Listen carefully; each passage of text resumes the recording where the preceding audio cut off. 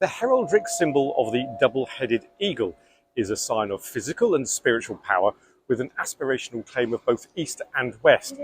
That, or it's a genetically modified animal which needs to be investigated by the World Health Organization. WHO aside, welcome to this 3-in-1 special of flags in 50 places.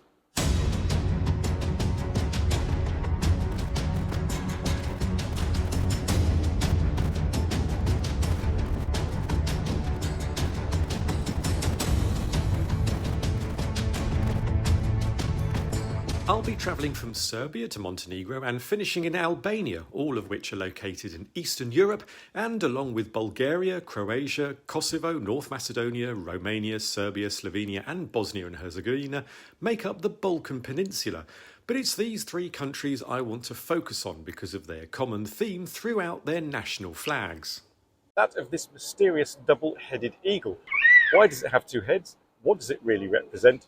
Where did it come from? How does it see? And more importantly, is it, in theory, the same eagle on all three flags? And to help understand the answer, we have to cover the journeys of each flag throughout the years. We start our journey in Serbia, the largest exporter of raspberries, and a country smaller than the US state of California. And here I am in Belgrade, Serbia's capital, a cosmopolitan city at the convergence of the Danube and Sava rivers. But to be on topic in hand, and the national flag. The current flag is this pan-Slavic tricolour, which is basically an upside-down Russian flag with the lesser coat of arms to the left of centre. You have to play spot the difference with the previous flag of the Republic of Serbia, or Montenegro, which is based marginally on the 1882 Kingdom of Serbia, which had essence of the 1835 Principality of Serbia, which is all very nice.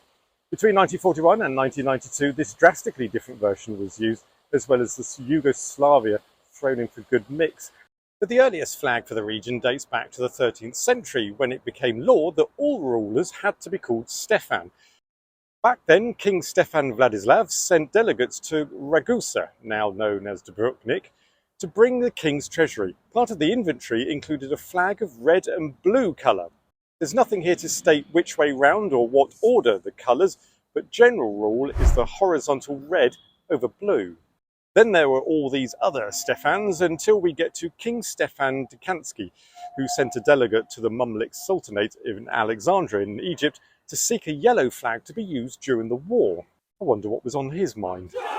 But it's when we get to Emperor Stefan Dusan, because king wasn't important enough by then, uses a white flag with a red double-headed eagle in 1346, the first official documentation of its use for this area. This flag was eventually raised above Skopje, which it just happens to be in modern-day North Macedonia. But let's not complicate matters here. Back to present day, and the lesser coat of arms on the flag comes from the rather grand and almost theatrical show of the greater coat of arms that look like the lesser element has arrived at the theatre with stage curtains open. Here we find a shield with its silver cross and 4 fire steels or fire striker, which makes up the Serbian cross, which is based on the Serbian Orthodox Church and comes from the Byzantine Paleologist dynasty from around the 13th century. This is all within the red drape with gold fringes, tassels and rope with the crown on top. And if one crown wasn't enough, there's another above the central shield, which houses our double-headed eagle. And it's rather ironic that a flag that houses 2 crowns is, in fact, a republic. And while you figure that one out, I'm off to Montenegro next. Montenegro, the country that has the internet domain of ME, rather egotistical if you ask me, but I guess it goes with them being one of the tallest nations in Europe, along with the Dutch.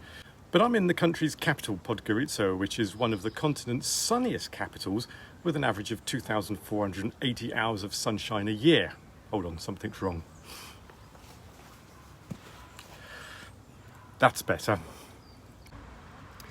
Their flag appears not as exciting as Serbia's, but still busy. It has this gold-bordered red field with the 2-headed crowned eagle in the middle, holding a sceptre and a crossed orb. And like Serbia, this double-headed eagle has been dotted throughout Montenegro's flag history. The first flag to note is this 1040 medieval version with the sideways shield, but to stay on topic, we must fast forward to 1356 for this, which shows the double-headed eagle to represent Zeta, a South Slavic state that covered present-day Montenegro and North Albania. This eagle is based on the coat of arms of the Kvornik household, who has harboured the design while hiding until this time. The flag stayed in play until its replacement by various flags until 1852, when these two variations appeared. These two are practically the same, the only difference being the initials for the ruling Prince Danilo I and Nicholas I. The lion passant, which means it's standing with its right paw up facing the hoist, that's micro details for you, represents courage, notability, royalty, strength, all these jolly regal words. It was added here for the prince, and in 1905, when the Pan-Slavic colours entered the timeline, the lion moves to the centre stage and appears on a shield as the country becomes a kingdom. However, like Serbia's flag, the eagle is dropped like a hot brick during World War II, and the Yugoslavia years, and returned in 2004 in glorious 1-2 ratio. Added bonus snippet, the vertical version rotates the eagle, my favourite version of a banner, and that's the same for Albania, which is this way. Albania, home to over 700,000 bunkers and where the greatest souvenir is the Opinga, a classic piece of Albanian non-gender specific footwear. How very modern. It's probably vegan as well.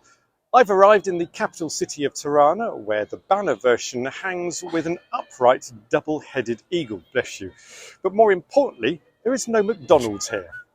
Now, this flag hasn't really changed throughout the centuries. It has its roots back in 1443, when Skanderbeg, an Albanian lord and military leader, took a few hundred locals and defeated the Turkish ranks in the area. They went on to defeat various battles against the Ottomans. His coat of arms was adopted from the Eastern Roman imperial flag, and this is where we get to the crux of this symbol. The Byzantine imperial flag was used by the Paleologos dynasty of Constantinople, now Istanbul in Turkey, with this deep yellow flag with a black double-headed eagle. The eagle depiction was said to be reserved for royalty, while the two heads represent one looking to the east towards Asia and the other west, overlooking Europe. It was also said to be a symbol of both physical and spiritual power over the Byzantine emperor. And so you don't have to have two heads to keep up to date with everything that's going on. You could simply sign up for my newsletter via the link below. Slightly easier than growing an extra pair of eyes, I guess. The symbol rears its head again, pun intended, in the late Middle Ages, where the heads denote royal and imperial status. Once the Holy Roman Empire was dissolved in 1806, the Habsburgs continued to use this symbol for the Austrian Empire, this solidifying the link between themselves and the former Holy Roman Empire. From 1867 onwards, Austria-Hungary used a version throughout their numerous coats of arms, although today's Austrian state flag is this single-headed eagle. That said, Russia's coat of arms houses a double-headed eagle with 3 crowns, just to be greedy, to symbolise the sovereignty of the Russian Federation and its regions. A version of this first appeared in 1497 on the state seal of Ivan III. Being the husband of Sophia Paleologon, a descendant of the last Byzantine ruling dynasty, Ivan III decided to use the coat of arms, the Holy Roman Empire, declaring himself the heir to the eastern part of the disintegrating empire. Not sure why you'd really want to lay claim to that, but it takes all sorts. After all that, and trying to pull all of this subject back together, I can confirm that the eagle as depicted on both Serbia and Montenegro are definitely linked back to the same origins. Albania, while very likely the double-headed eagle here links back to the Castriotti coat of arms, which is very likely to link back to the same Byzantine Empire. So, I'm going with that. I can't believe that this unique double-headed bird has 2 different origins in such a close geographical area.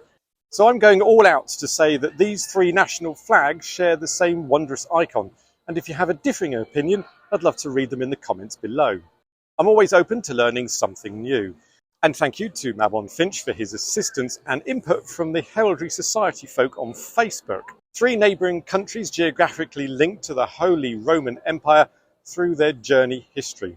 The symbol of majesty and royalty while casting an eye, or 4, and longing to cover both Asia and Europe, the 2-headed eagle was and is a symbol of strength, prosperity, forward-thinking, desire, longing, ambition, and dynasty, with not a Blake Carrington or a Crystal or Alexis in sight. 3 strategically placed countries, all with their own history, their share of troubles and strife, but now all making it with bright futures for all. The only remaining question from the start, how does a 2-headed eagle see? It doesn't, of course, it's a mythical creature. And here ends my travels through these Balkan countries. To carry on with animals on national flags, check this Flags in 50 Places episode where I visit Mexico to understand why both a snake and a single-headed eagle this time appears on their flag in eternal battle. Bon voyage.